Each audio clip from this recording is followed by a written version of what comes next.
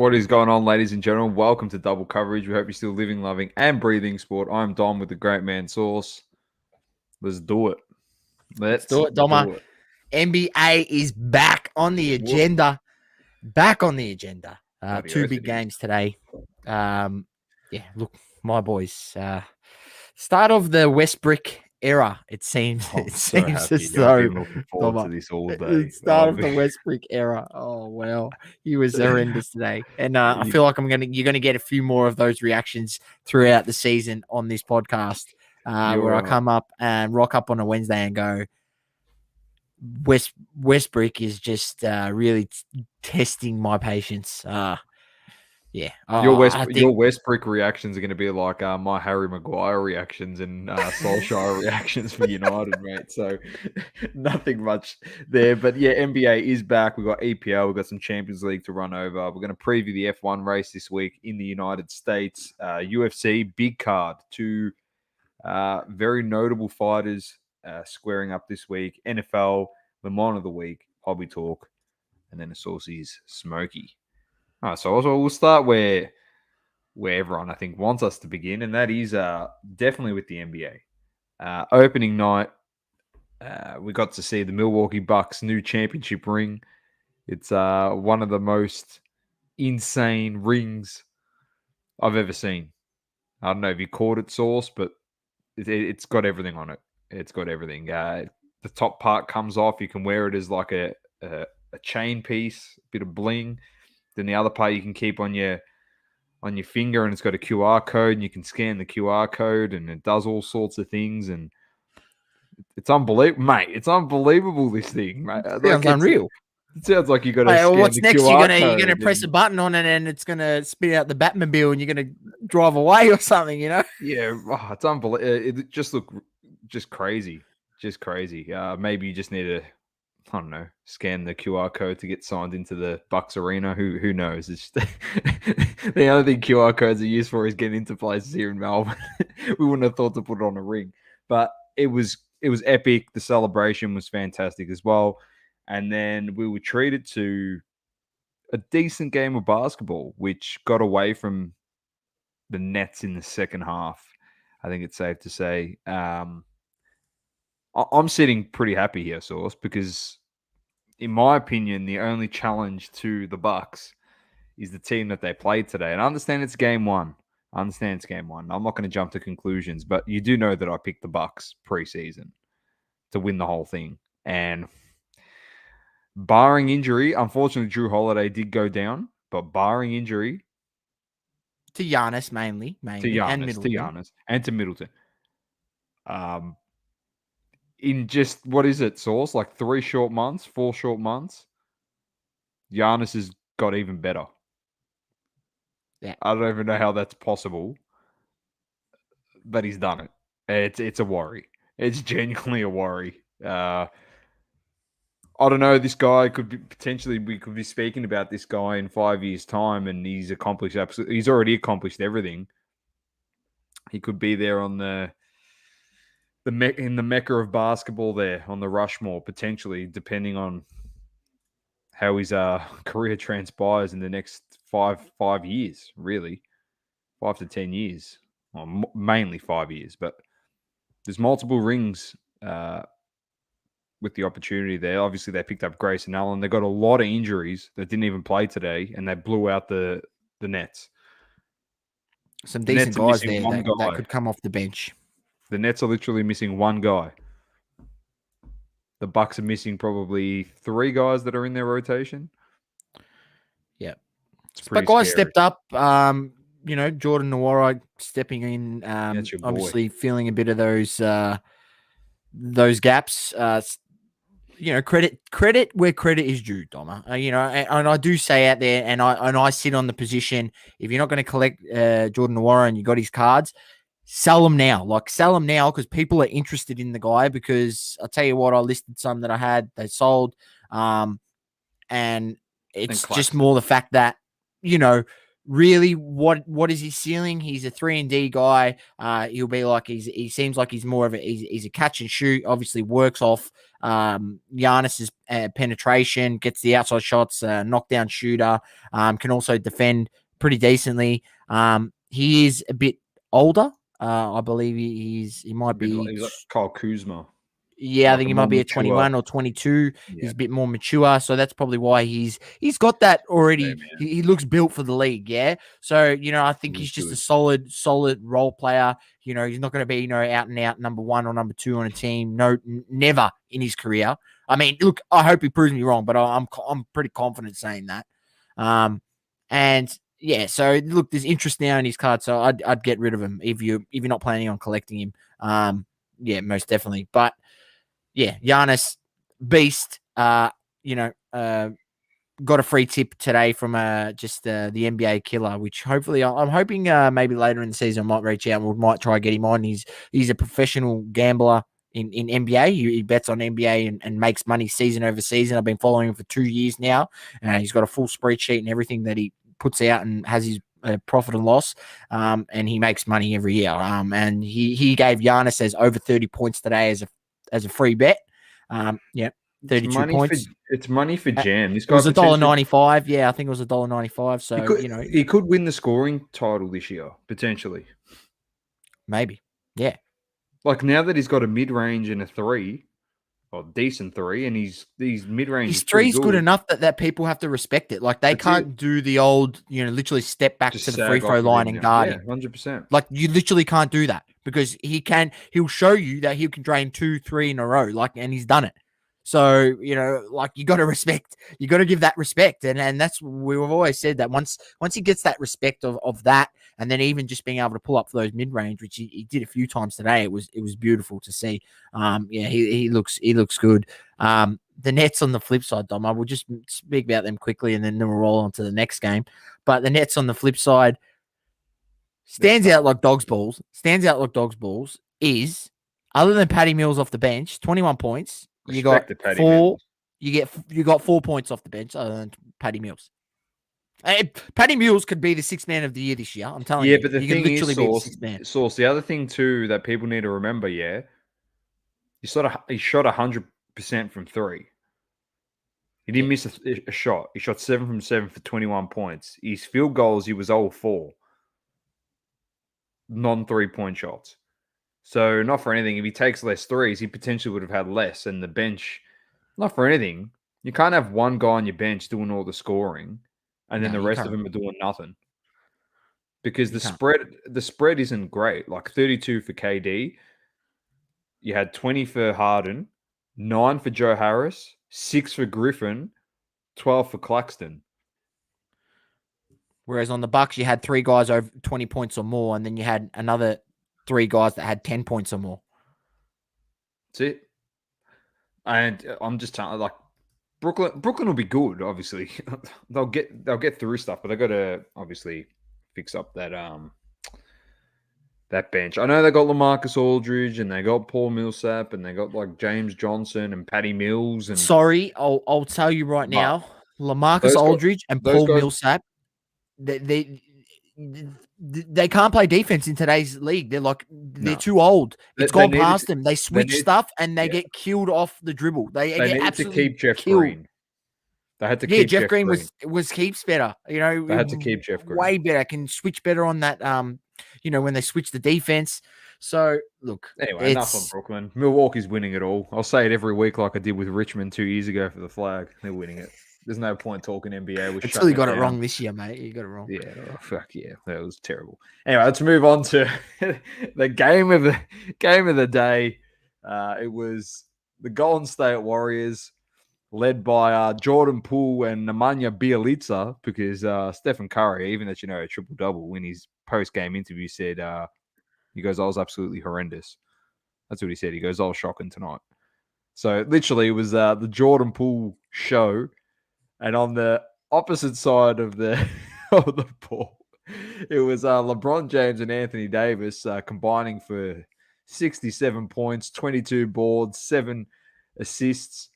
And just a bunch of jack shit from the rest of the team after that. 2 points from DeAndre 3000, 8 points from Kent Bazemore.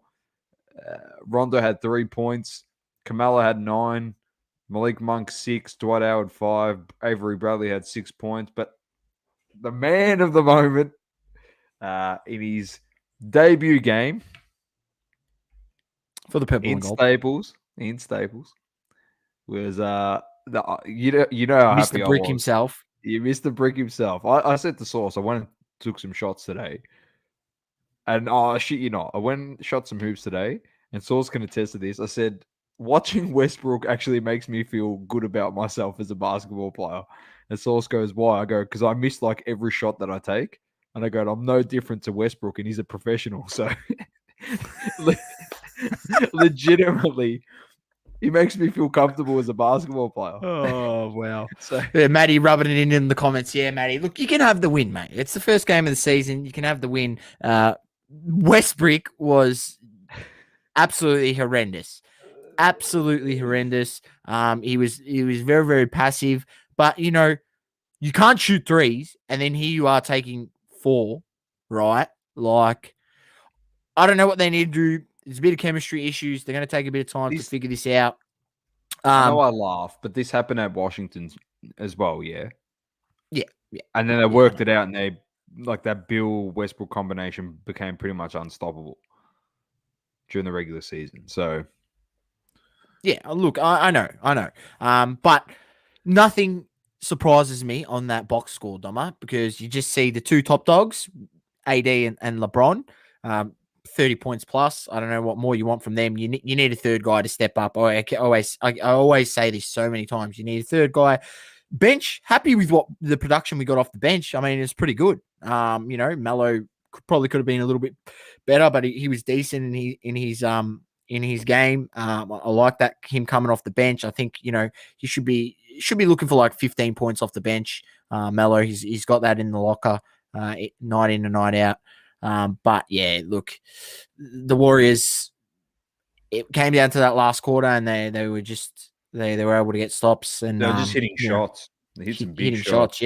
Hitting shots. So Jordan Poole, I don't. People might hate me saying this, but like, look, he's good. He's good. I bought a few of his cards. I think if you're in at an early price point, he got killed in the first half though. Like he got killed. But like, I mean, it's signs of like a resilient player to still have the confidence to come out in the second half and still let it fly. And like some of the threes he was taking, like you're like, that's a bad shot. You know what I mean? But then he came out in the second half and then hit them. So the testament to Golden State as a basketball team is the fact that you got your best player getting double teamed for the whole game. And what's the one thing you always say in a shooters league? If your best player is getting double teamed, it gives you options to be open, and all you have to do is hit the shot. If you hit the shots, you'll win the games more often than not, especially Golden State. They're built with shooters and stuff. They actually tied a franchise record, I think, 30 assists as a team, Golden State today. Yeah, they were moving the ball really, really well, like really well. They shot it looked fluid, man. Like their offense looked fluid, like the Golden State that we knew, where they pass the ball around and the ball just moves and whips around the court. It was really good basketball.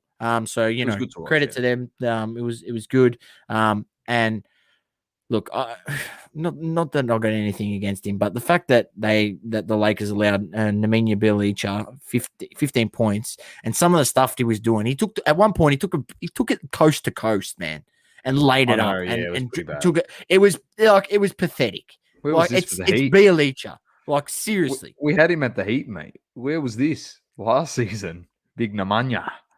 Yeah. Oh, he's probably had a wake up call, mate, after he probably scared of buckets. Mate. Yeah, buckets scared him like he scares everyone else, especially TJ Warren. Now TJ Warren's out there pretending to be injured because he doesn't want to be on the basketball court anymore.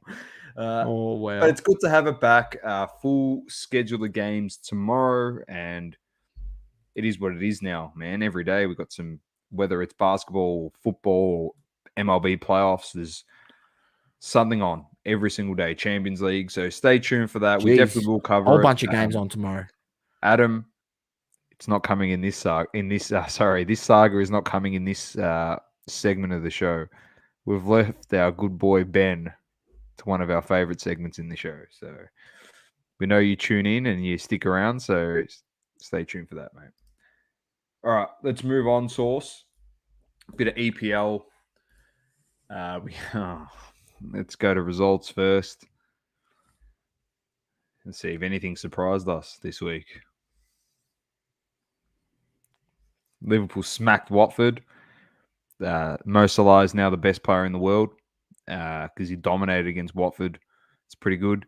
He scored again this morning. He's scored not in 9 consecutive games. He didn't even score, bro. Milner scored. It took a deflection off Milner. Anyway, he's the best player in the world because he scored against Watford, and that's okay. I reckon he is a top 3. He's up there, yeah. But all the talks are coming after he gave Watford a bath. That's fair enough. Chelsea were lucky to get away with the win against Brentford. Brentford smashed them in the second half. Southampton beat Leeds 1-0. Brighton and Norwich drew 0-0. City beat Burnley 2-0. Wolves beat Villa 3-2. 3-2 win by Spurs over Newcastle. 1-0 win over Everton. And then your boys drew last kick of the game.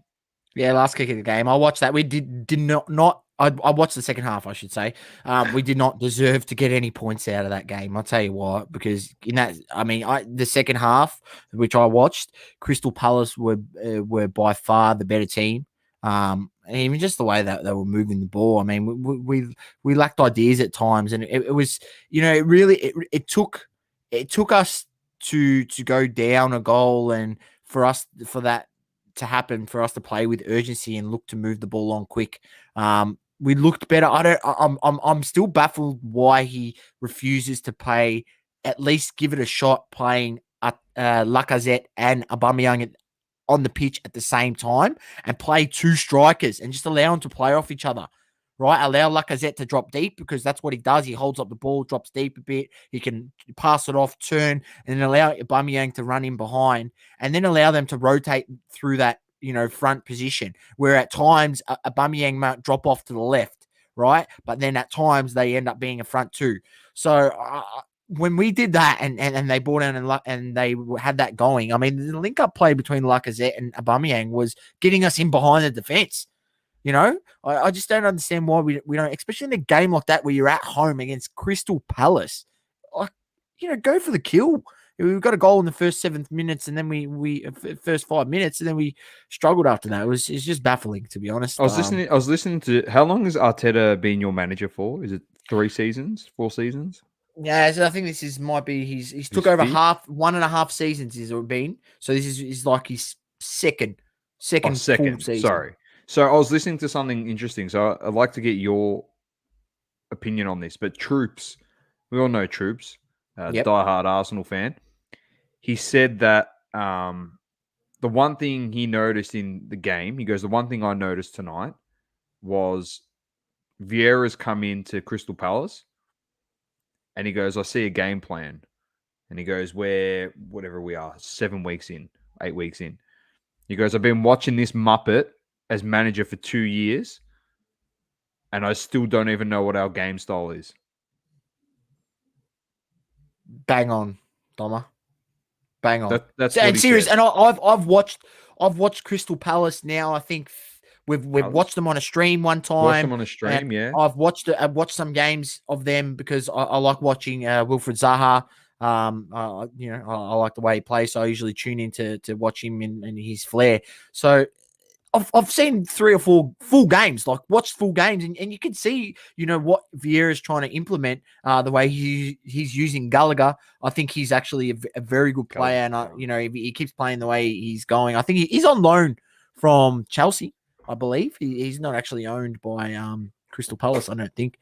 So, look, yeah, I agree. I agree with that statement by Troops. Fair statement. Yeah.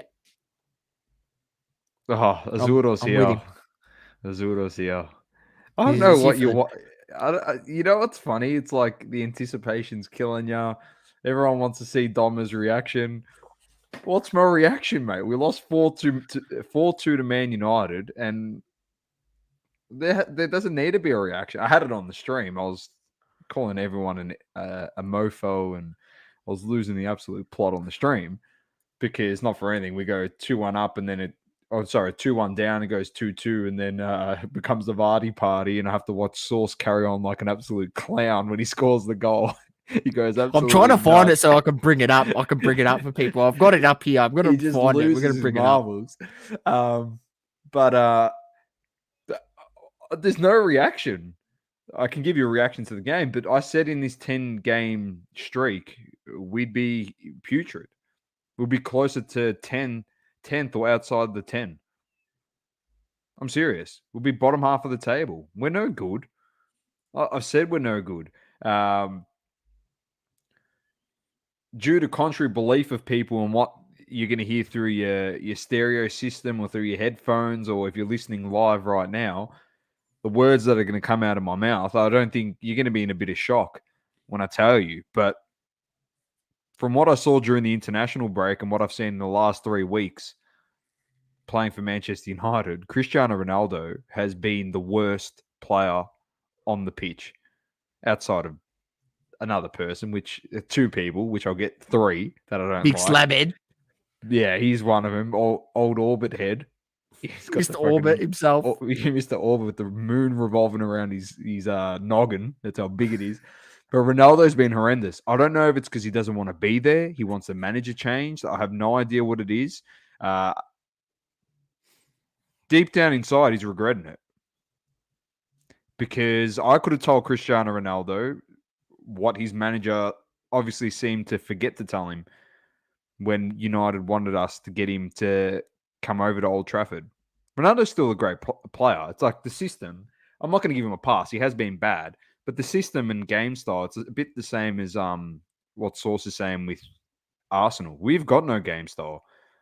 I've got mates from like Liverpool supporters and stuff like this actually messaging me during the game going, if you had Pep Guardiola or Jurgen Klopp with the team that we have, you'd probably win the league comfortably. That's how good it is. And people can deny that, but it's pretty good. The list is pretty good. Bar a few players that shouldn't be starting. One of them didn't even play this week. I'll read you the lineup, Sauce. All right. The biggest issue you got, right, and we'll mention it, is the fact that big Mr. Orbit head, Harry Maguire, is your captain. That's your number one issue, all right? Because the captain wears having number the captain, 18, mate. By him having the captain armband, 100%. He's being 100%, bro. Forced to play him because he's the captain. You don't bench your captain if he's fit to play, right? And unfortunately, Mr. Slabhead cost you 2 goals on the weekend. But even that, though, yeah, like Dan said it really well briefly, but he said it well on Soccer Car Collective. He goes, yeah, he probably was rushed back quickly, but it's the fact that he's got no spatial and defensive awareness whatsoever. And Sauce, what was the thing I said to you before the stream even started? To you and Lukey for the game. I said, oh, look, Maguire's back. He'll cost us another goal this week. Yeah. Did I not say that? I know he's no good. He shouldn't be. The captain of the football club wears number 18, mate, and he's a central attacking midfielder. His name is Bruno Fernandes. That's the captain of the football club, in my opinion. Relentless in his approach to everything. Well, United's insipid, and that's what it is. Like, our best player this season's been David De Gea by an absolute mile, and we're still conceding goals. Like, he's trying his hardest. But I'll tell you the lineup. Obviously, Ronaldo up front. We had Sancho on the left, Greenwood on the right, which was okay. Rashford was obviously coming back from injury. He played 60 minutes during the week in training, and he did come on later in the game. We had Bruno Fernandes as central midfielder, Cam, and then we had Matic and Pogba, which is all right. I actually don't mind Matic because he's a bigger body in midfield, and unlike Alfredo, Doesn't get pushed off the ball. He doesn't get pushed into the next into the afterlife, mate, when he's going after a ball. Then we had Wan-Bissaka, Sauceys boy. I like Wan-Bissaka. He's a good player. Lindelof, which I said was a really good backup, which, not for anything, the way he played, he should be starting next to Varane till we can find a replacement at centre-back for old Orbit Head, who's the other centre-back, who is horrendous. And then another guy that is no good is Luke Shaw. And Alex Telles should be playing there every single week. He's so slow on the ball. He's not even my team, but he just frustrates me. You guys whip it around, gets to him, and the ball everything slows. Just play fucking. And then we got Rashford coming off the bench, which is good. Lingard coming off. Those guys impact players. Rashford will start eventually. Unfortunately, it's going to be at the detriment of Sancho because he's shown absolutely nothing so far. It's not his fault. Greenwood's kicking goals and he's playing the system. Well, whatever system we have, he's doing his role pretty well. So Rashford would just come in for Sancho.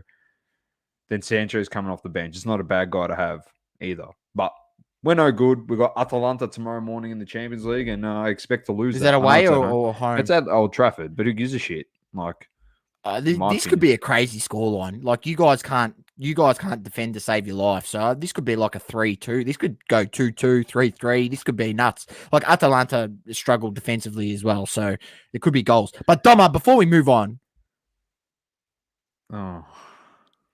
like, I don't know if you guys can hear this. I don't know how this is going to work, but this is me losing my shit. Marcus Rashford has just scored, equalised for United. Off the kickoff, this is what happens. No, we can't hear it. You got to pull all your audio out, mate. Oh, no. Oh, no, we can't hear it. He's cocked it up. You got to pull I don't know how you play it with being able to hear it. But, ladies and gentlemen, go to this podcast. I'm going to put it in the chat. Go to this podcast and skip to that minute. Skip to,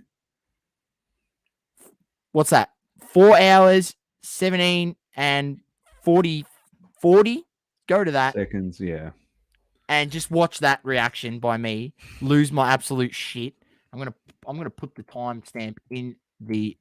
I'm gonna put that timestamp. I might even go put it in the video later on for a laugh. Mind you, you wait till I read this week's fixtures. We play Atalanta tomorrow in Champions League, and you wait till I tell you who we're playing this week in the Premier League. It'll be even better.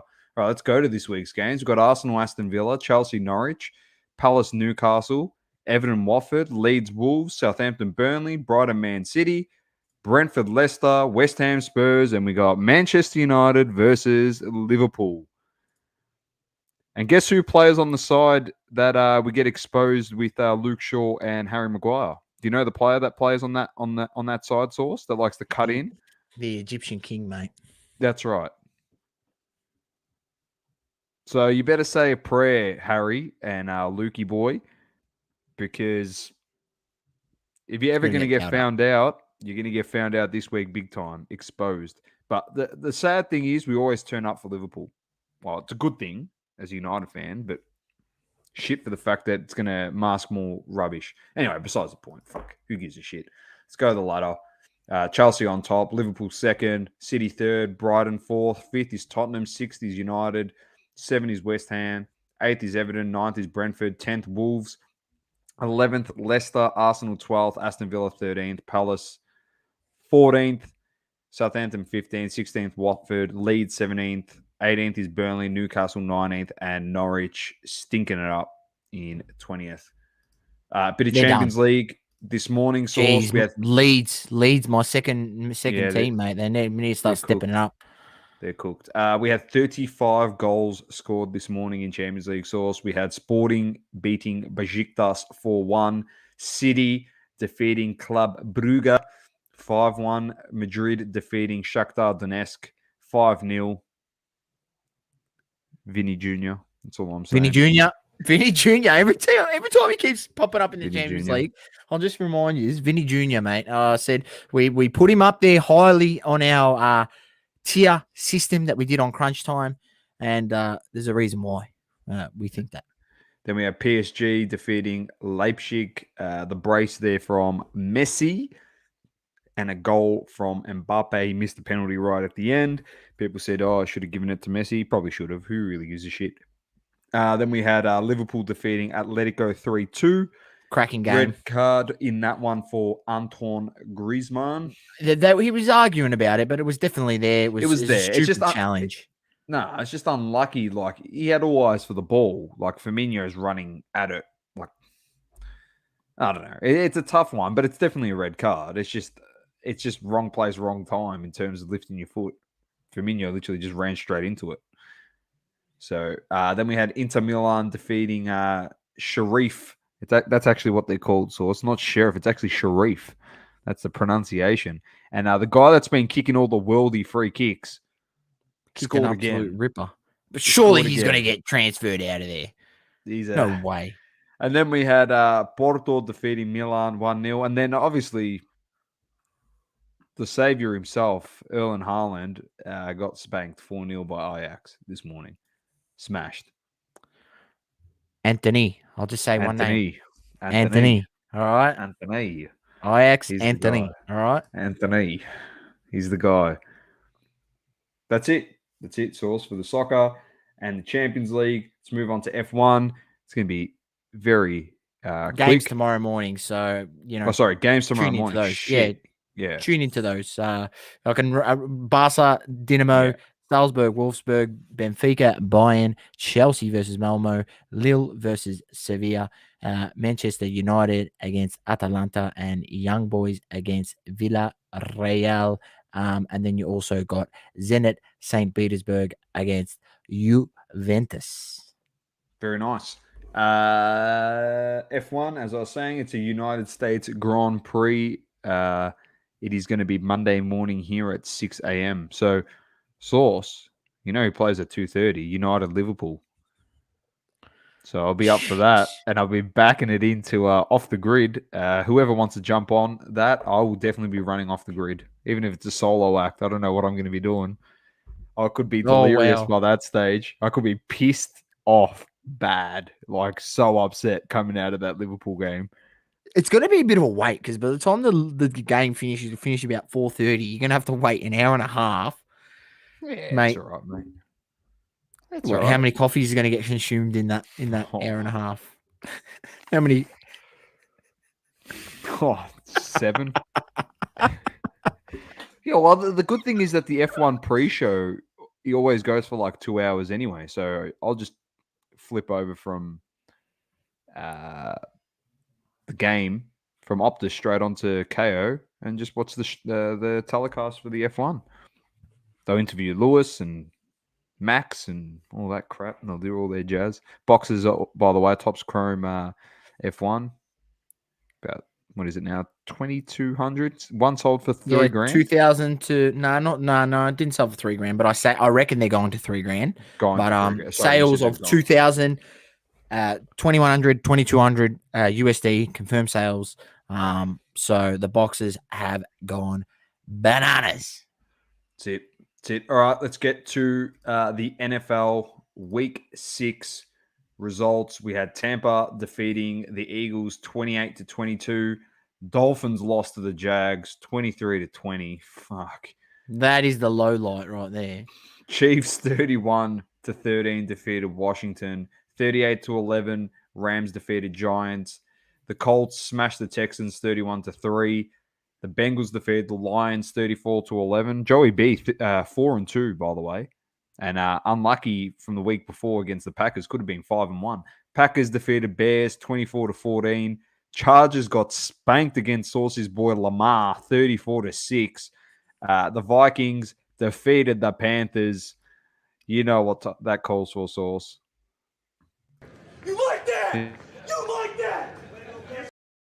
34-28. Sam Darnold's gone 0-3 in his last 3 weeks. The Cardinals smashed and exposed the one-dimensional Browns 37-14. Raiders defeated Broncos 34-24.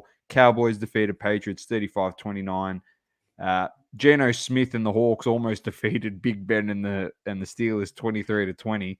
And then the Bills got done by the Titans 34-31 on Monday. Let's. I'll reframe that. They got done by Derrick Henry. All right, they got done by Derrick Henry, not the Titans. Derrick Henry. All right. Yeah, it's fair. The man is a monster. He's pretty. 20 carries, 143 yards, 3 TDs. You've seen that big run where he just burst through the middle and the safeties couldn't even touch him. And you see him running past the safeties. He's like double the size of him. He's so big. Unreal. He reminds me of the guy from Happy Gilmore when he chases Shooter McGavin when he steals the jacket. It's like, I believe that's Mr. Gilmore, and he's just charging down the fairway, mate. That's what Derrick Henry looks like compared to all the other players. It's ridiculous. He's a monster. Yeah, Maddie says missing Chubb, the Browns. You mentioned that, Dom, because you gave him a little dig there. You said the one-dimensional Browns. What do you mean by that? They're a run team. So is Chubb going to run him another 3 touchdowns to beat him? They can't win. Like, I know we spoke with Cooper, and if we do a show with Cooper this week, I'll be giving him shit on the Browns because they definitely not win the Super Bowl.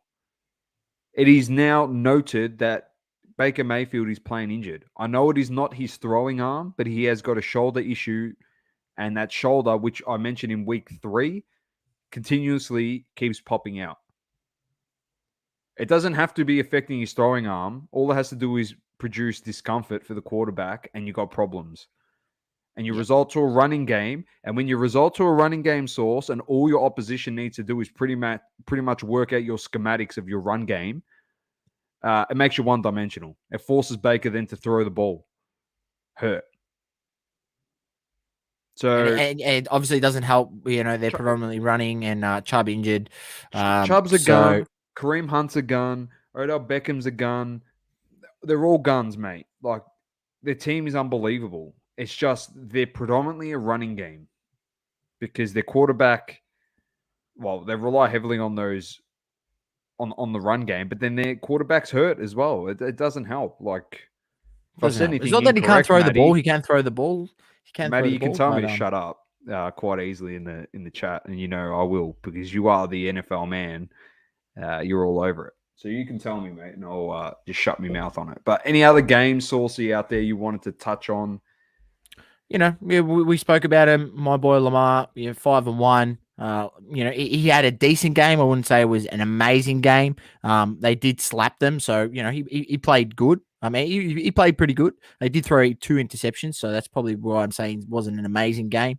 The Steelers and Seahawks, like, I watched that game because it was on ESPN.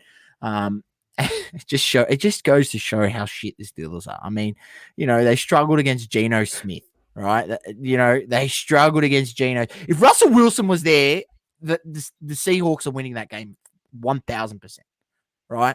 No doubt about it, right? And then Monday Night Football, big win by the Titans. That's a good win. They had an average loss, and I think in the first round they lost to a team that you would have probably thought they'd beat in week 1. I can't remember who it was, but then they've bounced back. They're 4-2. They lost to the Steelers in week 1, didn't they? Yeah. I think that was they lost to the Steelers. I don't know how. Yeah, one of them. I don't know. But the Bills lost in week 1 to Steelers, I think. Bills lost. Maddie said, changes the dynamic. The run opens the throw. Hunt can't peel off the edge without Chubb. I completely agree, but my whole thing is like Baker struggles when it comes to throwing it. Like, that's just me. But that could be wrong. But I just don't think they can win it. They'll make playoffs and they'll be ultra competitive in the playoffs, but I can't see them winning. That's just my opinion. Over to this week's games. We've got Broncos at Browns, Panthers at Giants, Jets at Patriots, Chiefs at Titans, Washington at Packers, Falcons at Dolphins, Bengals at Ravens. So both your boys. There we go. That's Joey the one I want to B watch. And Lamar. Jeez, you know what? That could be getting up at 4 a.m. and rolling that into the. Maddie, I agree with you with that. Like, he does throw good, but under 30 yards. Yeah. That's the whole thing. It's like throwing bombs to wide receivers and stuff. Like, Yeah, we'll see what happens with the Browns. But But Lions at Rams, Eagles at Raiders, Texans at Cardinals. So Cardinals should go 7-0. Bears at Buccaneers, Colts at 49ers, Saints at Seahawks, and then the bye teams are Steelers, Bills, Chargers, Jags, Vikings, Cowboys. So decent week of football coming up. The Cardinals could win by 30 points. Could. They could shut them out too. Yeah. Texans might not even sniff the ball. Bookies have it $1.06 for them to win. I'd be interested to see what the line was at. It'd have to be at least 3. Can you just cancel just get rid of the whole? They should just give the win to the Cardinals and just save the injuries for each team and just say, we'll give you the win. Just, that's it. I would too. All right, so let's move on. Le Mans of the week. I think it's a pretty obvious one this week. Doma, we were trying to think of a Le Mans the last few days and leading up to the show, and Cherry. We don't want to. I think have we given it to him once before? I'm not exactly sure. We might have given him some bakes on this show. I'm not really fussed. We have baked him. I know. Well, you've baked him, and I've stuck by him. You have stuck by him, and I've definitely given him a few bakes. But look, the way he's gone about this whole situation, the acting up, like at the end of the day, you're getting paid, right? Just go out there, do your job to the best of your ability, show that you still have talent, right? And then get your trade. Don't kick up a stink, not want to participate in drills, and, be one of these, mate. Be one of these yellow things here, right? You don't want to be one of them because it will end up you getting the lemon. Ben Simmons, if you don't know who we're talking about, you, sir, are being a lemon, all right? Just suit up, do your job, right? Get out there, suck it up, right? You're getting paid millions, yeah? Getting paid millions. Wipe your ass with a $100 bill if you really want to. Light your freaking cigar with a Benjamin Franklin $100 bill. And just suck it up, mate. Just do it, right? It just frustrates me because, it just leads on from the whole thing where he went on, he stepped out of the Olympics. He should have shut everyone up at the Olympics and joined up with the I completely agree. The boomers and shown people that he's Australia's best basketball player, which he's supposed to be, which he's not. He's not. Paddy Mills, the best player, plays for Brooklyn, right? Paddy Mills is the best player, and like come out and just do it, mate. Like I just can't fathom his thought process. Like he literally looks. I'm telling you, he literally looks like a 6-year-old that has been told that no, you can't have your dessert until you eat your broccoli at dinner time and starts throwing a tantrum. That's literally what I'm thinking of Ben Simmons right now. That's the extent. Like he looks like a little kid throwing a tantrum. Like you're an adult getting paid millions of dollars to do a job. Just go out there and do the job, mate. Like seriously. Cherry said, "Who is going to want him now?" I'll take him at the Lakers. Trade Westbrook for him. You can have Westbrook. There you go. Adam said, "Dude, you have a contract. Show up, do your job, and let the fans boo you out of town." I love it, Adam. Give them their money's worth. I completely agree. But anyway, the moral of it is... If he actually shows up for Philly and plays on the home court, I'm telling you, he's going to get booed so bad. I want him to just get booed really, really bad, Sauce, and then he literally goes like 3 of 5 from downtown, and then all the fans start cheering him by the end of the game because they're like, he can actually shoot threes now, and they're like, don't get rid of him. We want him to stay. It'd be the best thing. Just imagine that. Hasn't had any offense his whole career, and he just comes out and starts jacking up threes and nailing them, and then the crowd who's against him gets back on his side. But before that does happen, though, and everyone's off of him, don't try and flog his cards off for what you think that the last comp was, mate. He's worth 20 cents. So For a 20-cent donation, you can send all these cards down to old Doma here because I've supported Ben the whole time. Yep, send me some of these. I'm happy to take them. It's fine. I love you, Ben. All right, I'll stick by you. You're not better than Paddy Mills. No, let's just put it that way. The guy that should have the $200 million contract is Paddy Mills, not you. Kyrie for Simmons swap. Simmons to the Nets and Kyrie to the Sixers. I mean, I would do that if I was the Nets. I actually get a player that plays. I actually don't want to see that because what Sauce said, Simmons will actually fit Brooklyn perfect. They got shooters. They got Joe Harris. They got Kevin Durant. They got Harden, knockdown shooter. Yeah. They got Patty Mills, knockdown shooter. He would actually fit in that system. He really would fit in that system when you think about it. Yeah, I know it's embarrassing calling Ben an Aussie. I don't know who the other guy is, though. No one's ever seen him play a basketball game. He played one season, the other guy, old Kyrie. Here he is. He's just let's have a look at his three. Let's have a look mind at his you, I'll give you a quick hot take. I know we're talking about Ben here, but a quick hot take on Kyrie Irving. He's going to play. I know Saul said to me today that I've got Buckley's chance of that happening. He's going to play. He will. I reckon he's going to stick fat, Doma. No, he can stick fat as much as he wants, mate. Then he'll never play again. Sauce. You reckon he'll be frozen out of the league like Cap? No, but what they're saying is the league with the vaccination stuff is that it's all the vaccine's all well and good until you need to get your booster. So for Kyrie, if he doesn't go get his double dose, then when the booster comes along, he has to wait to get 3 jabs. Do you understand? He's playing behind. Yeah, he can wait out a year and be like, oh, it's going to change. It's not changing in a year's time. He just keeps falling more and more behind. It's here to stay for years. 2 or more years, potentially. 5 years. His career's done, mate. So, like, it's sad because that's his belief. And, like, not for anything. As much as we're bagging him and stuff, I respect his decision. That's his decision. That's a decision he wants to make. Well, that's it. So, he's got to live by that decision, I guess.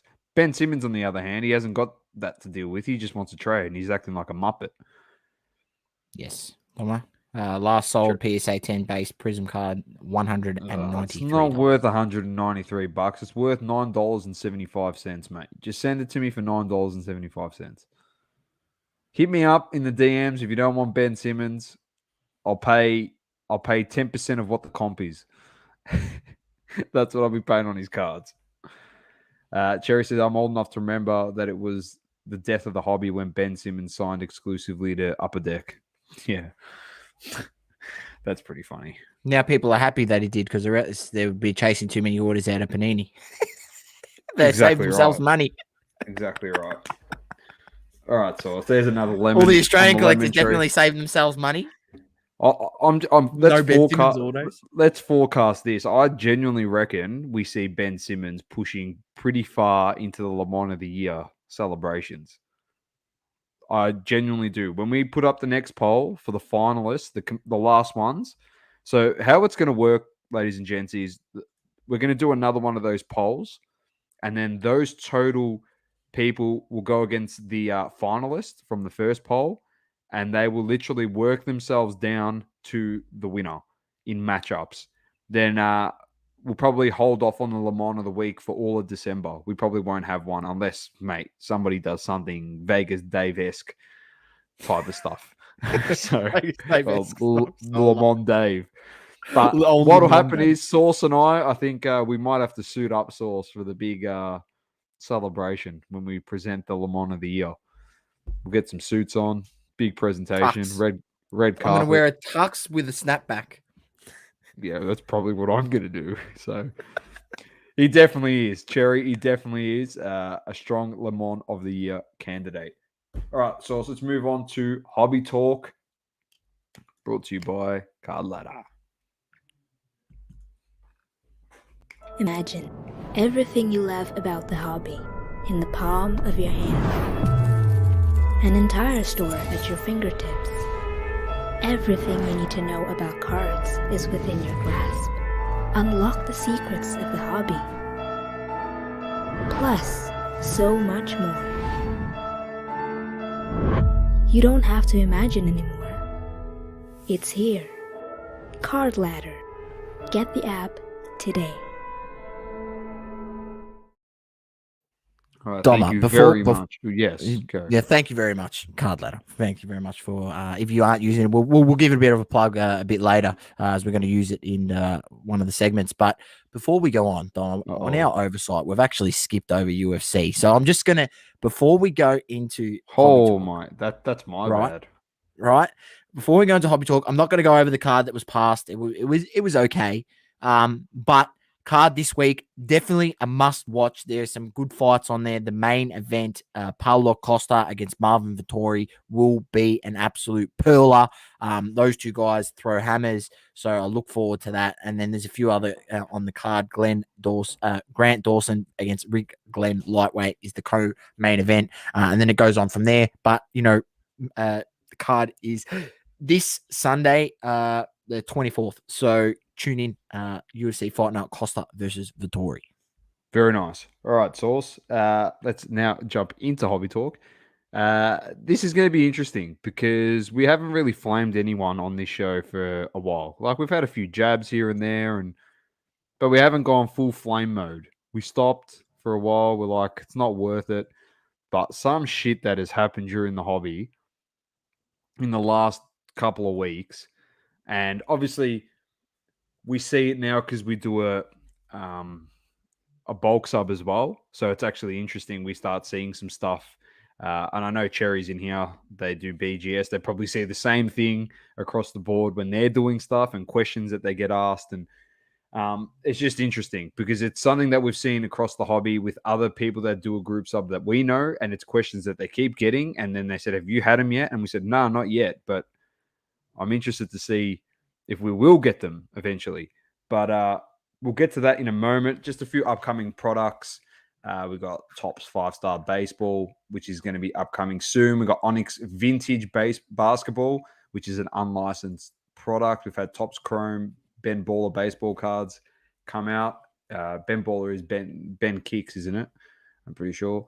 2021 Topps, or probably someone else.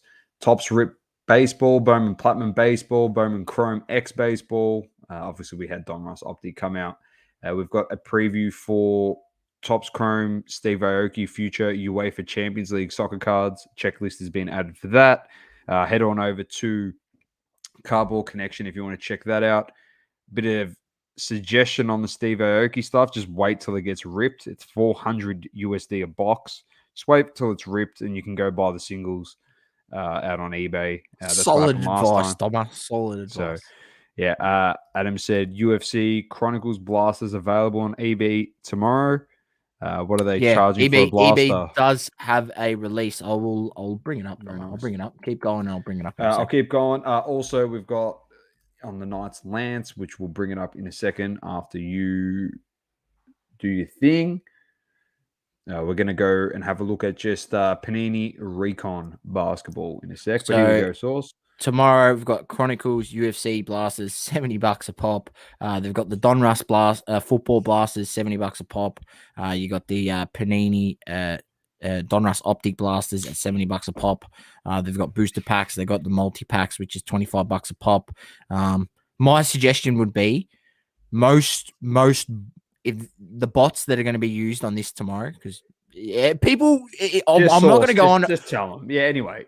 I'm not going to go on about whether there is bots or there isn't bots, because there is bots, and I'm telling you there is bots, and I've got no motive to lie, and I know there is bots. All right.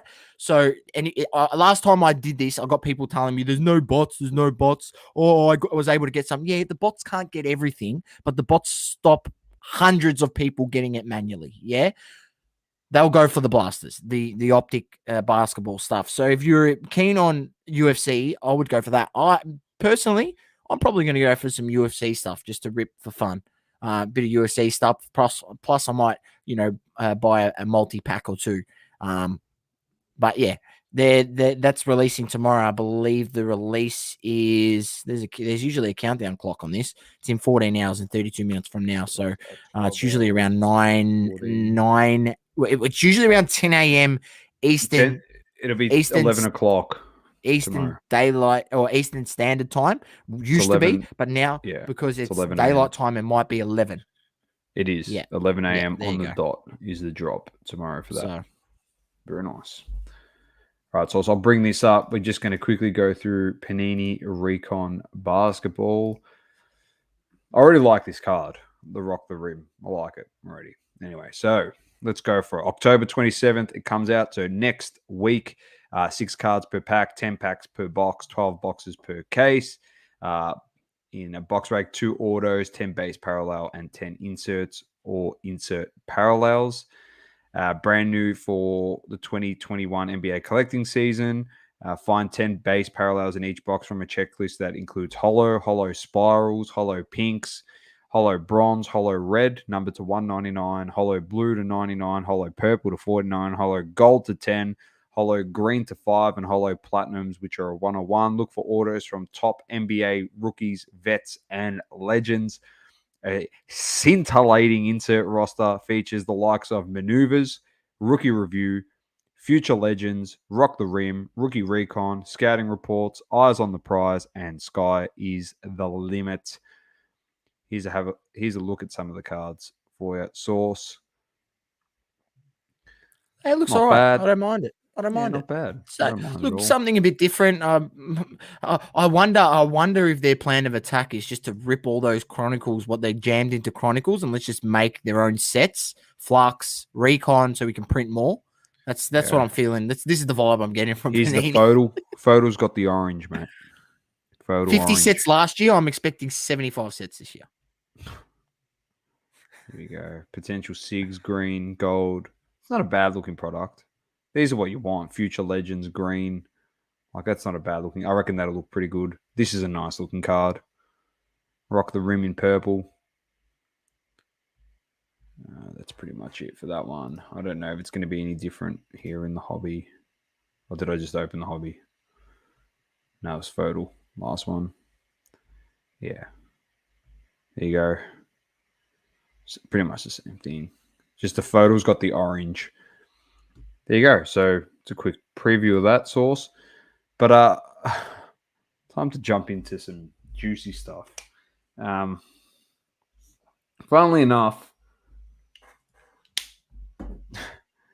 there's now allegation Sauce. Now, this hobby's been going on forever, mate.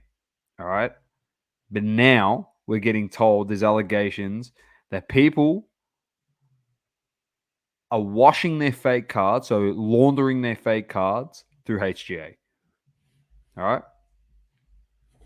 Because, you know, when something bad happens in this hobby Sauce, grading-wise, it seems to be all the onus falls onto HGA these days.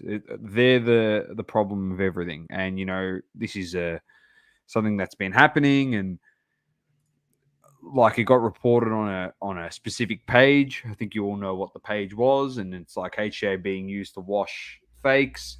And Tyler's addressed this. Sauce also said that he's actually getting the fakes and buying them back off the people to rid them out of the system. So he's doing his due diligence there. Then lo and behold, I don't know, common sense and logic, because not for anything, you're telling me the first thing that someone says to me, so if I come to you, Sauce, and I say, hey, mate, you know that, I don't know if you knew, but you know that people were laundering cards and washing them through HGA as a grading company? I can't believe they're doing this through HGA. What would you say to me? I would say to you, is it only HGA? And you know what I'd say to you? Because I'm in the hobby at the moment, I'd say, yeah, it's only HGA. It's the only place it happens. Oh, so the you know, the dodgy Kawhi order that got graded through PSA was that didn't slip through the cracks. The how about the lemon from last week that had hundreds of fakes and, well, not hundreds, but he had fakes and did all that stuff, and they were all slabbed.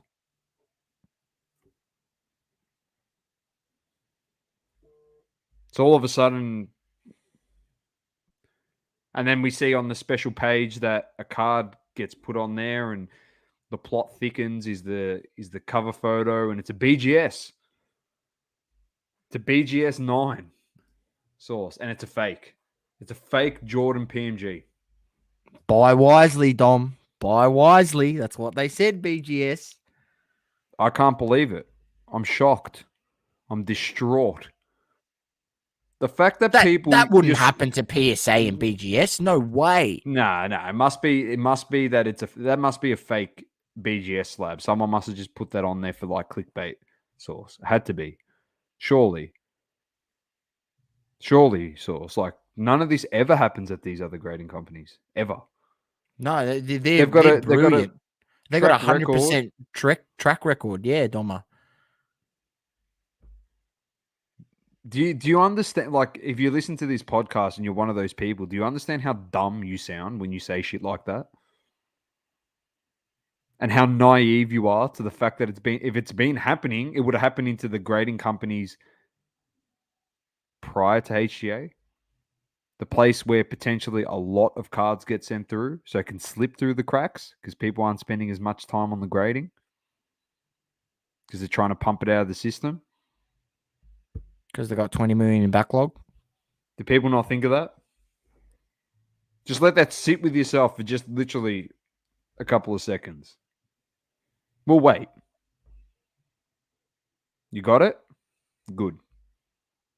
It sounds ridiculous. It happens across the board. We said it from the beginning, from day dot when we started this podcast, and not for anything. I don't know if Cherry's still in here. They'd be able to attest to it. There'd be other people like Adam and Maddie that collect, and other people. I'm just mentioning people in the comments, but all of you out there listening,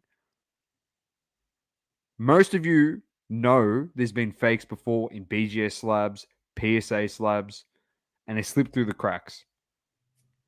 And people sending multiple copies of fakes through there to get them graded and to sell them and move them on as quickly as possible.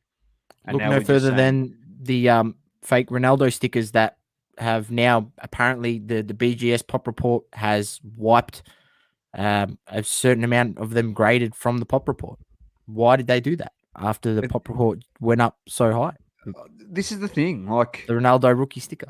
And so the funny thing is, like we're bagging the grading company that's actually trying really hard. We're bagging the grading company that's the most transparent. I mean, I feel like there's a bit of a kick to the balls because they are so transparent. They are so forthcoming with their information that they provide for the general public that they end up copying it severely. I mean, look, I don't really know. And look, I don't want this to stand here and go, I don't want people to listen to this and go, just because we do a HGA bulk sub that we're sticking up for HGA. We're not, they don't know us because we've been saying this for months, mate. That's exactly right. We've pointed this out before we even had anything to do with HGA and before HGA even came about. You know, we've been doing this podcast for 12 months, Doma, and we were doing it before HGA was even a company. We're saying the same shit. Right?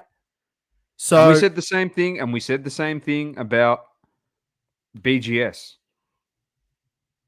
We said the same thing about BGS. Cut cards, fake this, blah, blah, blah. It took them 3 months to address that issue. Took them 3 months, Doma. How quick? And they were doing their research. What's happened since then? They've closed. They haven't given any more evidence and proof and this and that. How quickly people forget in this hobby source the crap that's been done to them prior. This is what I'm trying to say. Don't have short-term memory loss. Because it's going to come around and bite you in the ass. Like, that's what I'm trying to say. How quickly we forget. This was the biggest scandal, and they're not for anything. They came out with their video, and people gave them so much crap for it, and then they just forgot about it. But it just seems to be the fact that HGA came out, and they first of all said AI grading. Now they've changed it to software grading, and everyone wants to give them crap. That's what it is now. And it's like, oh yeah, but you said this and then you did that. And like a source said, you're transparent, you live and die by what you say. because they are so transparent and they are always talking, you can always overanalyze everything that they say, and you can grab out little bits, and it's just like, oh, but this person said this at this time, and then, and you remember it. The fact that PSA don't say anything and BGS say nothing, it's all fine then. None of this stuff ever happens.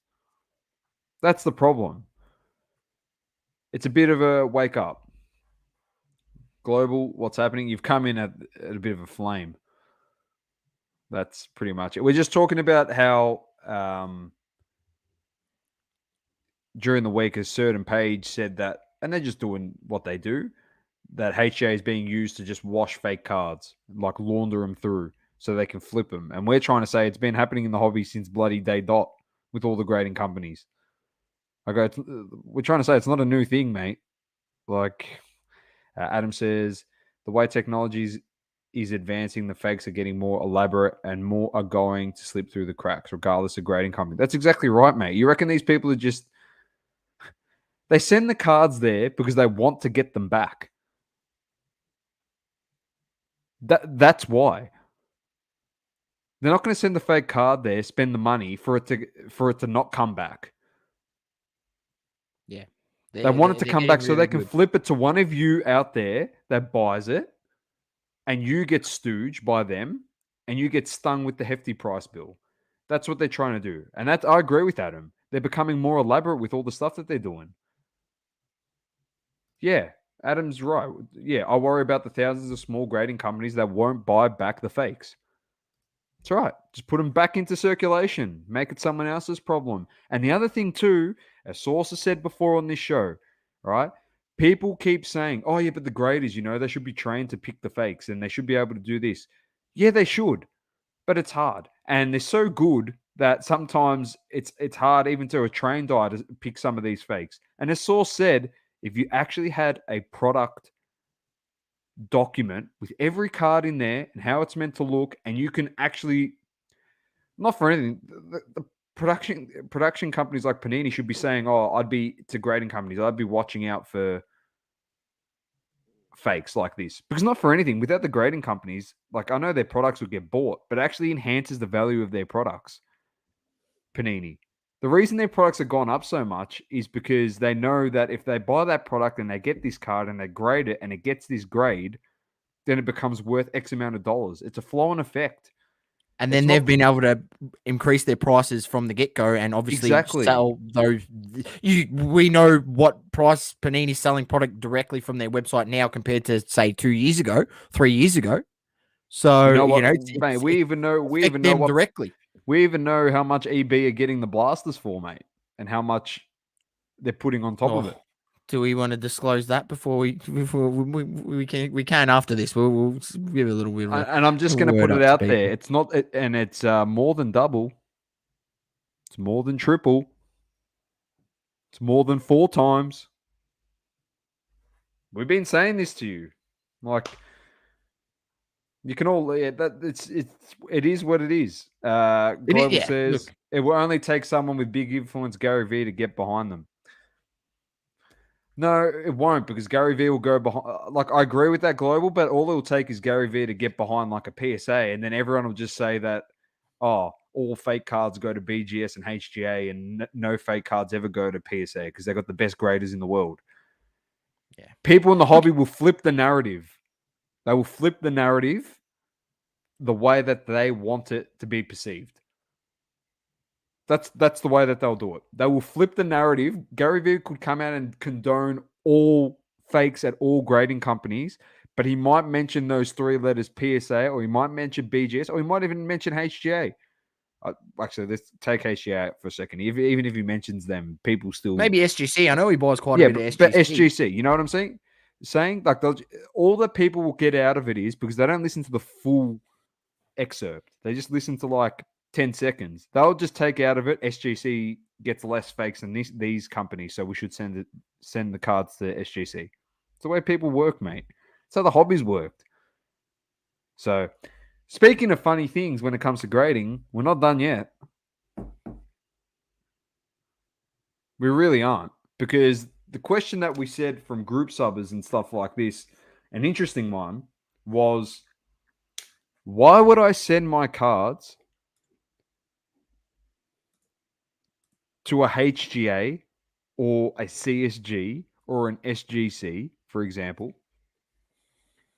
when they grade harsher than most other grading companies? Why wouldn't I just send my card to PSA? Do you want me to tell you why? I'll break it down for you in simple maths. And Sauce loves this because it makes absolutely no sense at all, right? So HGA grade harsher. Why? Because they don't give out as many 10s.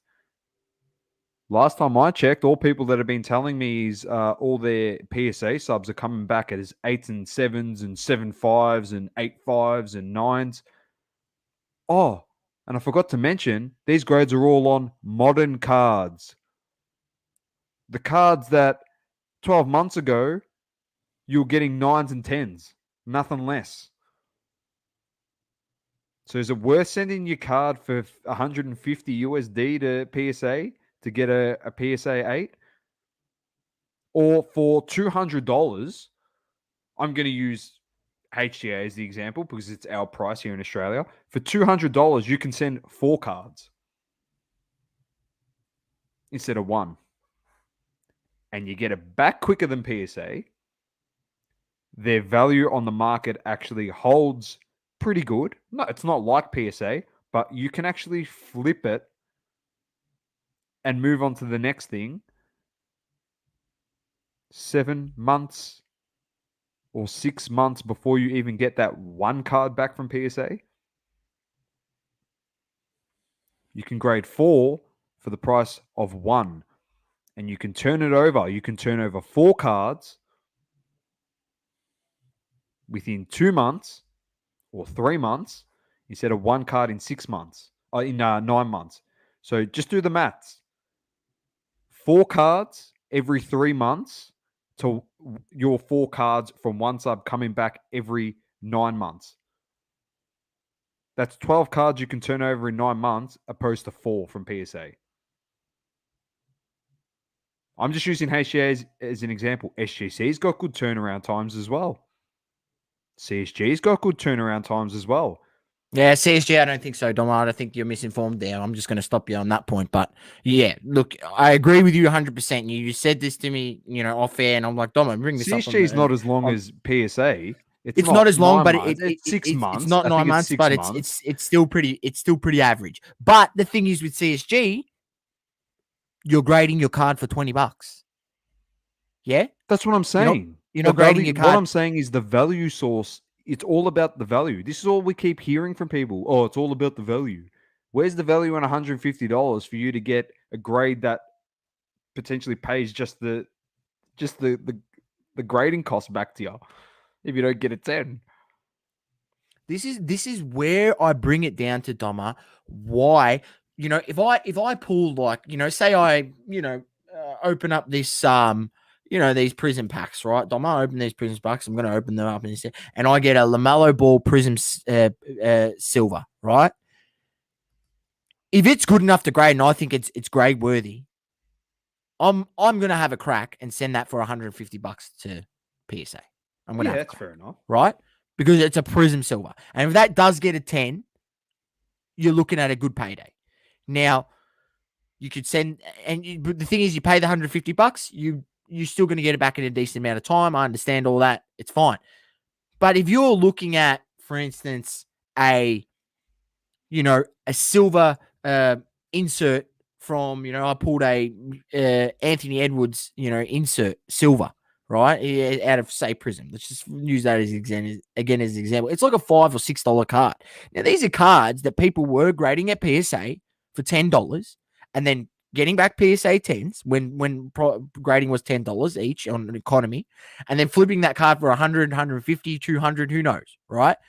Now, if people still want to be able to do that, you can't do that with PSA if you want to send that $6, $7 card. So you have to send it with SGC. You have to send it with HGA. You have to send it with CSG, one of those 3, and get it back. And people need to start giving respect to the number that's on the top of the slab and actually respect the grading quality that's coming out of these companies. Yes, in all companies, across all companies, there are, errors and stuff that slips through the cracks. You see bad corners, you see terribly off-centered cards, and there's ones out there in every company that you go, how did this get this grade? It happens, right?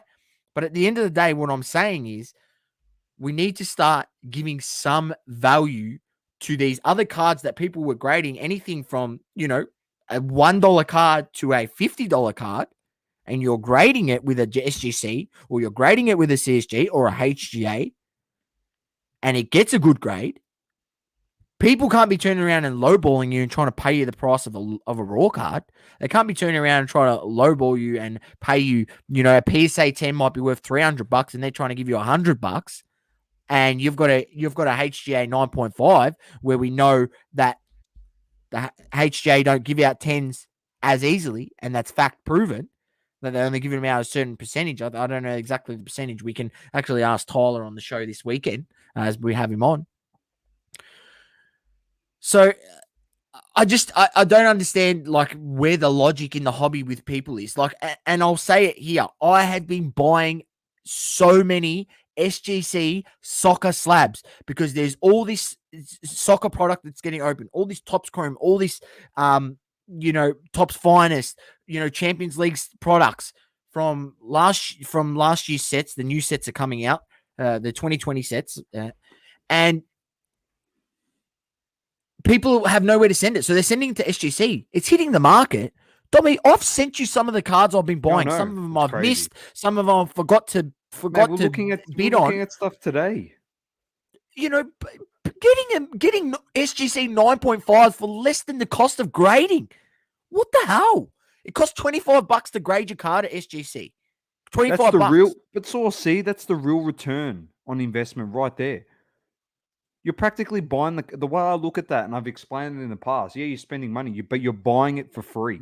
It costs less than the freaking grading.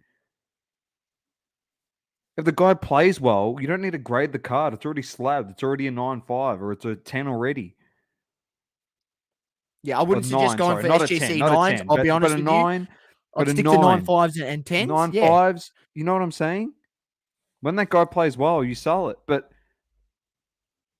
I don't know, man. Like Adam said it here, like checking comps on HGA was pleasantly surprised how well they compare to PSA. The return on investment isn't there with PSA if they're giving 6, 7s, or 8s. It's the whole thing. The whole premise of the hobby is, and I don't want people giving us this shit response here in our DMs of like, yeah, but I grade it for my PC, so it's PSA. It enhances my value. That's fine. If it's for your PC and you want it that way, grade it with PSA. But don't give me that cop-out bullshit line because you're all in it to flip it. In the end of the day. Okay, for the PSA 10 or a HGA 10 or a SGC 10, like for a HGA 10, they hold up pretty well, the HGAs.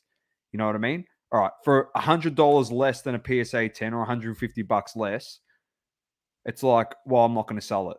So you rather wait 9 months so that card then drops $150, $200, $250, and you go, oh, shit, if I got my card back earlier, I could have made this much money. Or I could have gone to another grading company and made to a whole lot of people on Tyler Hero cards. Happened to a whole lot of people. I'll give you the answer, Global, mate. You want to know what it'll take for the narrative to change? Tell everybody to listen to this podcast. Listen to this segment. Just share this segment. They don't even have to listen to the podcast. Listen to this segment and wake up. People are so naive. They tell you one thing and then they do the opposite. Like it's PSA. It's even PSA source now that it's closed. It was closed. It was still PSA. It closed and everyone said, oh no, we'll just hold our cards till it opens. That's what they were saying, Source. That's what they are still saying, Dom. Yeah. In Discord servers, in like I'm in American card Discord servers, and you bring up this and they go, oh, I'm just waiting for PSA to bring back economy. I'm waiting for PSA to open. So people are sitting on nearly 12 months worth of cards more, waiting for PSA the day that they open a economy service to grade it so that there can be a backlog of another 20 million cards. Like, do you understand how stupid that sounds? This is what I'm trying to say. And by that time, all those prospects that you might have been waiting to get to PSA, they're out of the league, mate. There'll be nothing. They're nothing. There's the hype's died. Just do yourself a favor, yeah? Like I said, I keep saying, do yourself a favor. Keep holding your Nick Claxtons to send them to PSA. Keep holding them. Keep holding them. Because then they'll be Especially guys like that. They won't even be worth $1 USD, mate. When they slap guys like that, man. Look, I understand it, but this is what I mean. If you hit a big card, if you hit a big numbered Anthony Edwards, a big numbered LaMelo, a big numbered Herbert, it's different. You take the and it's a good set. You take the punt, you send it at $150 because you want to flip it, because if you get a good 10, if you get a 10, you're gonna kill it, right? PSA 10, I'm talking about. But all the other shit, why are you holding on to it for so long? If you want to grade and flip, just grade it with someone else and flip it, man. Global City's been waiting 15 months. There you go. Just imagine you got Luka Doncic base prisms in there that have dropped in value. You're like, I'm going to get it back and I'm going to sell them. You're not getting. We said this before it even closed. We said you're not getting your card back to sell, mate.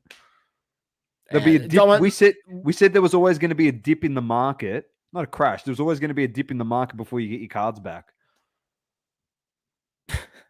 The fact that we've been right on this thing, and we're not trying to sit on this side of the screen and sit here and say that we're the oracles and we're trying to rub it in people's face. But it's just like, mate, it's for your benefit. It just sounds like common sense to us. That's why we're saying it. It just sounds like common sense that this is going to happen, and that's why we put it out there. And we go, and we hope that other people listen to it and go, yeah, you know what? They make a fair point. When you think about it like this, I haven't thought about it like that. Or, hang on, you haven't. It triggers something that you maybe never thought about, and you start thinking about it in a different way. I don't know, but it's just we want to bring this up with people because it baffles us, the fact that even today, even as recent as last week in a Discord server, people saying we are waiting for PSA to open to send our cards. Like, I'm like, what? You're sitting on 12 months worth of cards that you're waiting for them to open an economy service.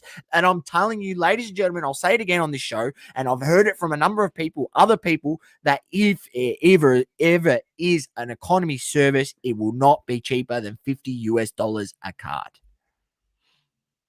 When people were grading $1 base Prism cards and getting PSA 10s and flipping that for $100 US or more, right? Or $2 base Prism cards and flipping them for over $100, they're going to make it $50 because they go, oh, they can still send that $3 card in here, get a PSA 10, and we give it a PSA 10 because it's got a premium, because people like that piece of plastic more than the other piece of plastic around it. They're going to pay $150 for it. So people are still going to make money. So people are still going to send in all these cards, and we're going to end up with a backlog again. Matty said he's currently got 3 different subs at HGA, putting probs another 2 by Jan 35. Jan 35 cards in total back before Jan from August, subbing with HGA. How many years before PSA can do that? Yeah, Bulk Sub 2 is open now, Matty. Feel free to send your cards through our way. But in all honesty, you think about that source, what you're saying, yeah? You're going to grade it at 50 USD on a base card, and some of them, it's going to come back. If it comes back at 10, you sell it for 120 USD. If it comes back a 9, you're selling it for 80 USD. What's the difference to go spending? What's the difference in going with another grading company now that's cheaper? And because their comps aren't the same as PSA, you can still make that $20 or $30 profit as if you would make a $20, $30 profit. Well, you're going to save. You're going to save. Well, instead of you're going to save $25 sending it to SGC, you're going to save $30 sending it to the economy on, and not HGA, just that source. You're going to save 9 months and time. That's you're going to save 9 months. You can save the life cycle of a newborn baby growing in a womb, mate. That's literally what it is. It's like you're waiting. It's like you're waiting for your baby to be born at PSA. That's what grading is like at PSA. Waiting for your baby to be born. Oh, in 9 months. I wonder if it's going to be a boy or a girl, a 9 or a 10. That's literally what it's like, Sauce. It's absurd, absolutely absurd, the shit that we're seeing and hearing. Anyway, let's move on. Started from the bottom. Now we're here, Sauce. All right, Doma. Sorry, I was just getting something else prepared. All right, Doma. Enough on that grading talk. We don't want to sound smug or anything, but we told you so. It was a Charles Barkley guarantee, but it was actually guaranteed. That's the difference. All right, Doma. I thought I'd go a bit of a different route this week. But if you've been living under a rock, MLB, the championship games, don't correct me if I'm wrong, Dom. I actually don't even know what the actual. I'm not even going to say. It's just it's the ALCS and something else. Yeah. Look, this is why we don't speak baseball. But, Doma, and we're going to go into this baseball theme, especially even in Sauceys Smokey. It gets juicier, right? So we're going baseball theme today. I'm going to bring up the Cardladder chart. Now, if you aren't aware, on Cardladder.com, where you can compare multiple cards of players. This is what this graph is here. Before I scroll down and show you the player, you can probably see here I've searched him in there. There's one of them. You can compare different cards from different players, or maybe even different cards from the same player, whatever it may be. And you can do these cool things on Cardladder.com. And you can see, their history sales all time, 2 years, 1 year, and so on, right? If you want to get involved, if you want to get into Cardladder, hit the affiliate link in the description and sign up through that, because that will help us out, and you can then do your analysis like we're about to do right now. So the guy we're looking at is, I've got on the chart, I've got Ronald Acuna Jr., Mookie Betts, I've got Mike Trout. I've got Mike Trout there for a bit of reference, right? In terms of price. So the guy mainly, the ones we're really comparing, we're comparing Mookie Betts and Ronald Acuna Jr. Mookie Betts, now he's won 2 World Series. He's won an MVP, and this is his flagship base card. It's the Topps Update. This is the one. Topps Update, batting, got the RC logo. Yeah, he obviously originally played for the Boston Red Sox, where he won a World Series, sorry. And we've got the Acuna Topps Chrome. I think people prefer the Topps Chrome over the Topps Update. I could be wrong. This is where I get a bit confused in baseball, but I've just gone off what's valued more, so I'm going to go with this. Now, we're comparing those two, and I've got Trout there for just a little bit, something a bit later. But when you have a look at the actual rarity of the card, right? So there's 8,418 PSA 10s of the Acuna, last sold $162.50. And the Mookie Betts is only 3,249, last sold $326, right?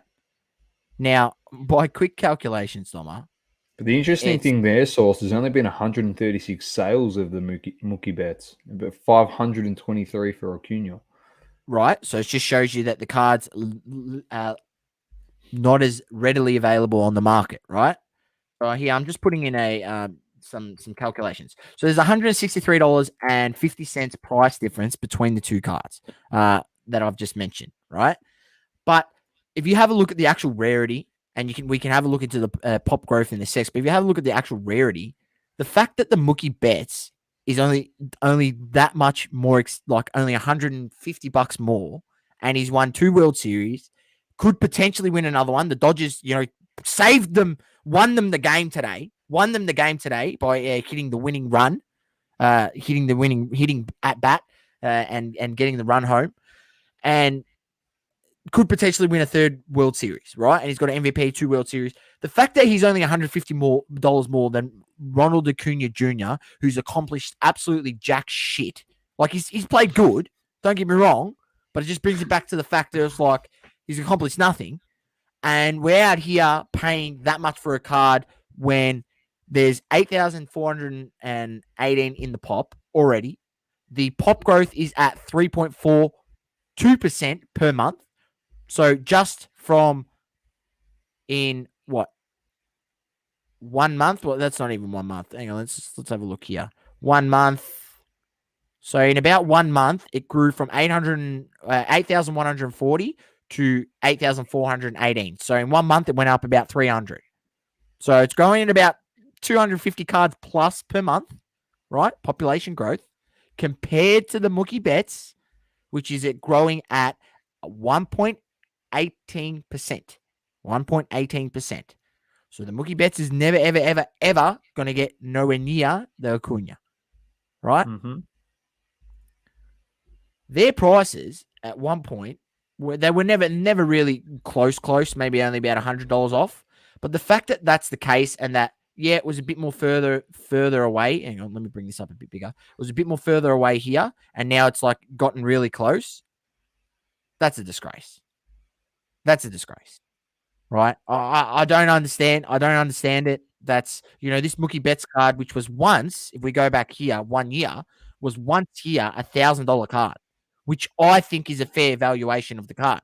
When, Mike Trout is 2,800 and Mike Trout has not won any World Series. He's broke records, but he's broke records, and we can bring it up because I have it here. I have the comparison between Mookie Betts, Mike Trout. Oh, look at this guy on StatHead, on StatHead, baseball StatHead.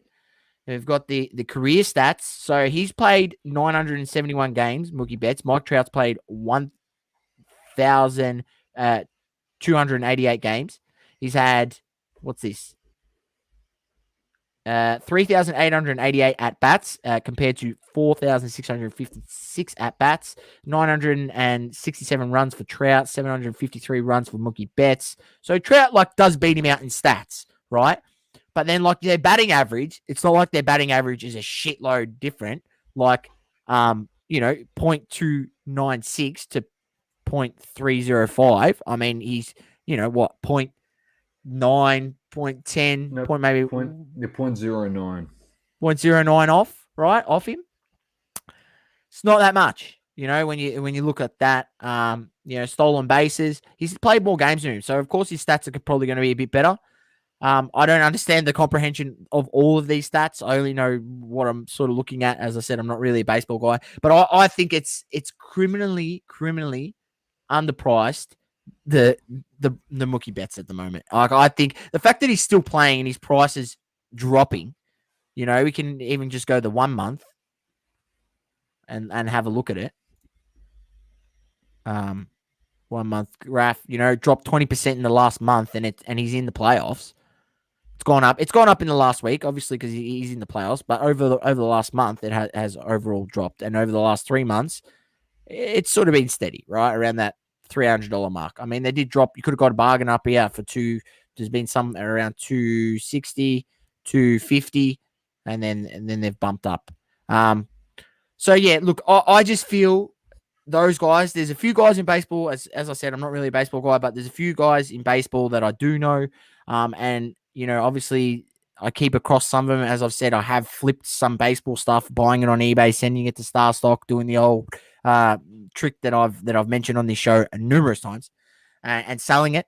And yeah, I just think that the comparison between Mookie Betts and Ronald Acuna, and there was probably, I wanted to try to get up some more real early prospects, like some Jason Dominguez stuff and that, but Cardladder doesn't have it on here.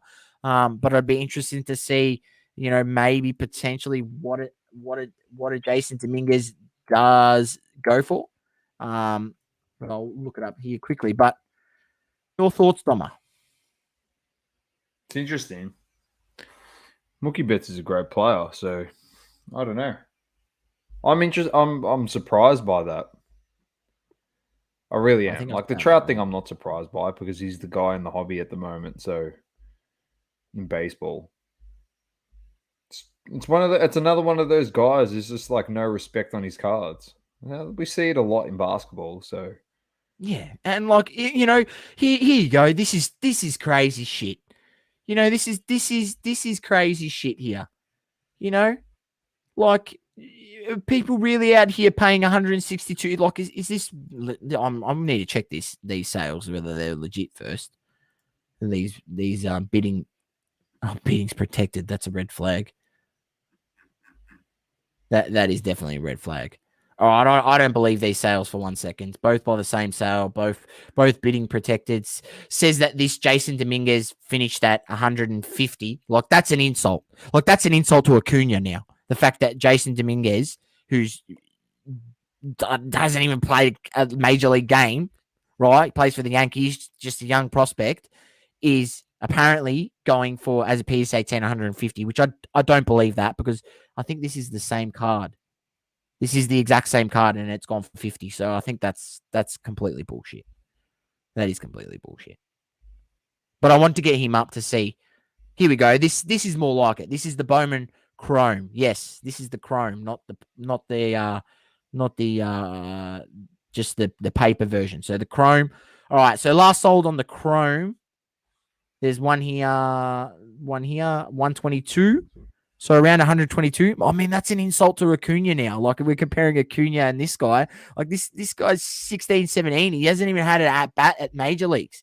Like, he still plays in the minors. You know, and people out here paying $122. Like, it's just crazy, man. Like, the fact that, you know, chucking in an extra $200, $180, you get a legend of the sport whose career isn't even finished. He's probably got another 5, 6, 7 years in him. You know, guys in baseball, they play till they're old, man. He could keep doing more. And he's on a contending team. Dodgers are contending every year. Like, it makes no sense to me. It's just my process and my thought. So, yeah. You make too much sense, so it's probably not any good then.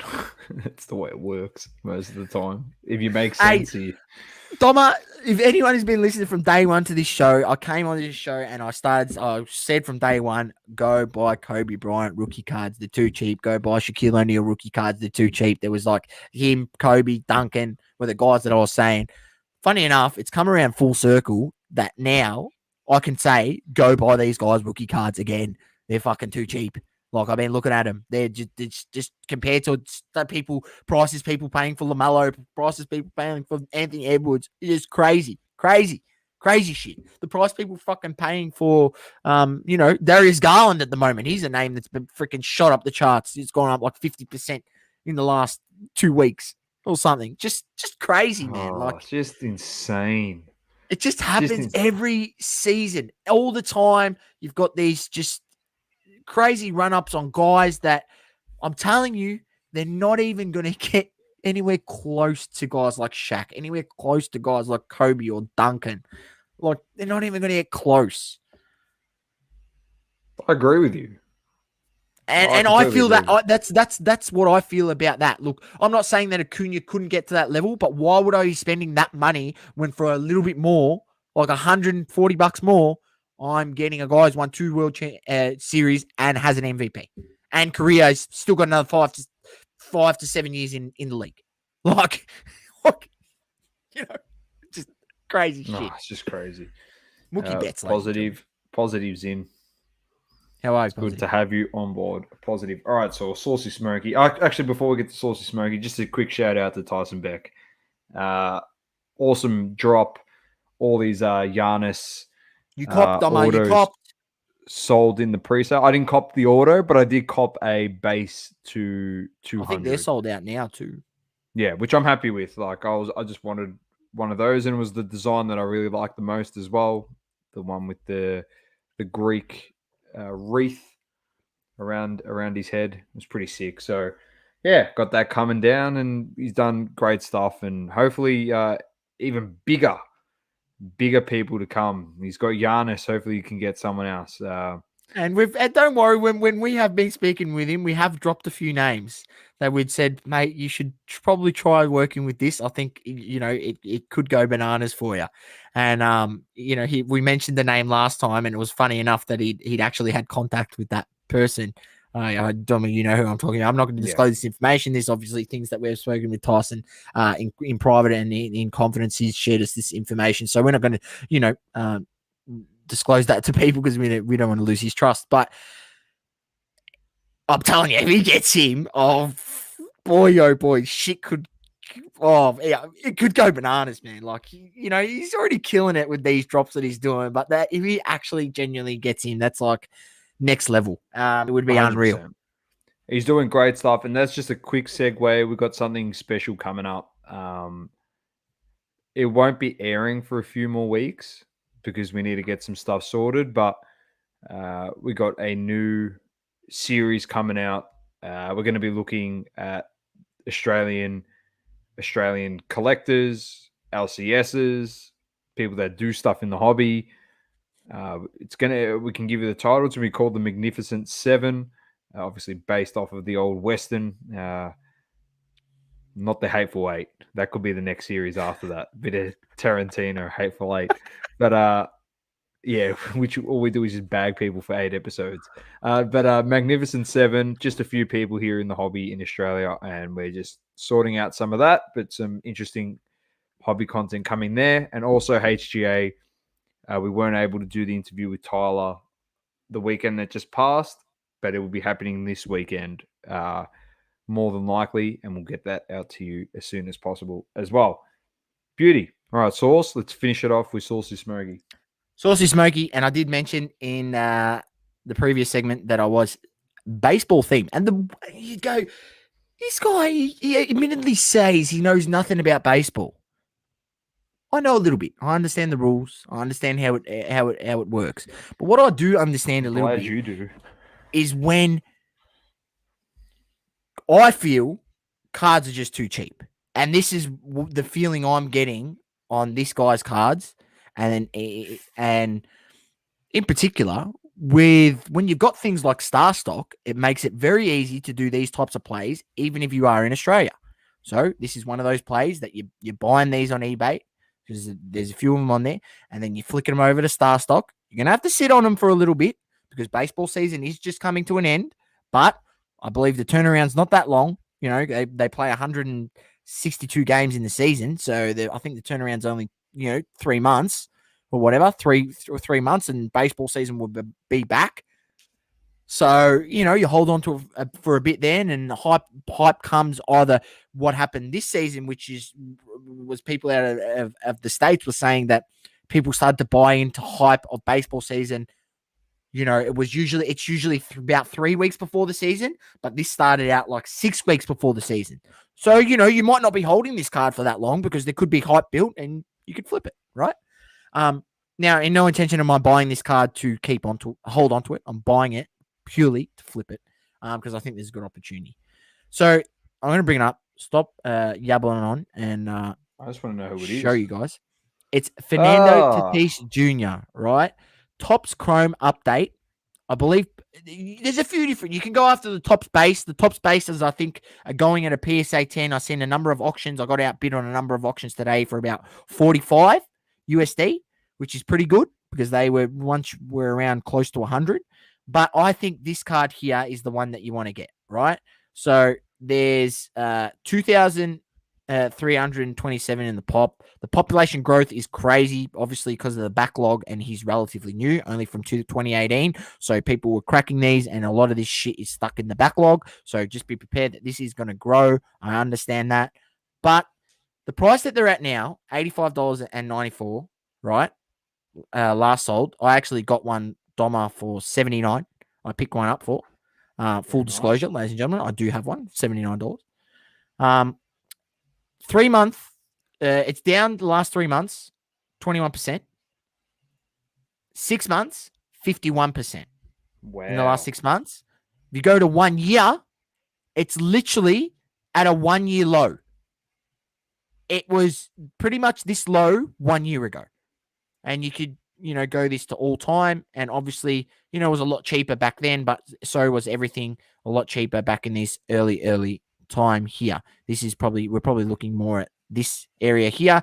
And it hasn't been this low since, December of 2020. So 10 months ago. Wow. And, it was once peaked at a $260 card that you're picking up now for $80.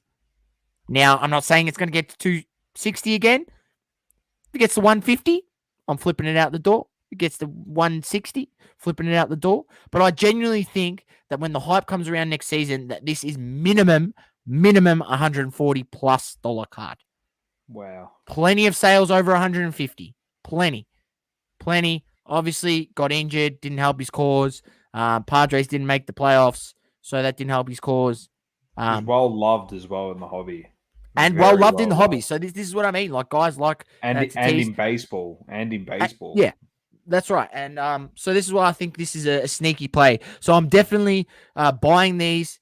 Yeah, there you go. Positive. Tatis Jr. is a beast. Yeah, he's a good player, and that's what I mean. He's also a good player. So his cards have dropped a shitload.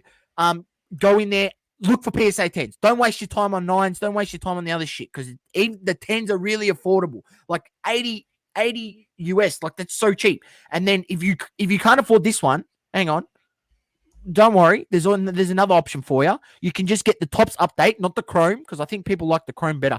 There is this card as well, the Tops, which seems, or the Tops Chrome, this one here, which people seem to like a lot as well, which has dropped a shitload as well. So there's a few options. I'm just going for the Tops Chrome at bat because I like that one. But people also like this one, but I don't really like the horizontal card of it. But there's also a cheaper option, which is this one. So just go have a look at Tatis Jr. Even just go into Cardladder, the free version if you don't have the premium, and have a look at their 3-month graph that they give you for free, so you can get this view for free. And that sort of gives you an indication. Look, this card's down 60% in 3 months, Doma. This was once, sales over $100 that now you're getting the card for $50.